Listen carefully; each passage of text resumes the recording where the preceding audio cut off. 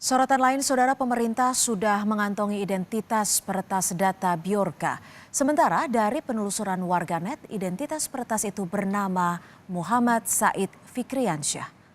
Warganet melalui akun Instagram Volt Anonim dan Volt Cyber _ V2 mengungkap siapa di balik peretas Bjorka. Diduga warga yang tinggal di Cirebon, Jawa Barat.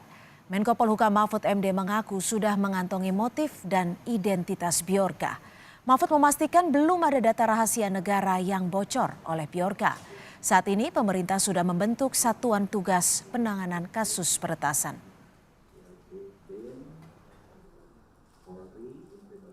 Kepada kita menurut persepsi baik kita ingin memberitahu bahwa kita harus hati-hati, kita bisa dibobol dan sebagainya. Tapi sampai saat ini tidak.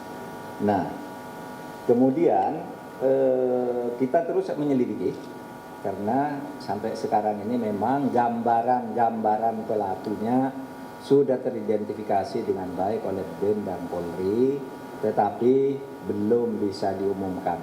Gambaran siapa dan di mananya itu kita sudah punya alat untuk melacak itu semua. Pemerintah belum mengumumkan identitas peretas Bjorka, namun diduga pelaku tinggal di Cirebon.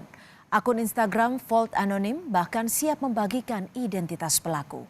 Diduga pelaku meretas 200 data yang sudah kadaluarsa.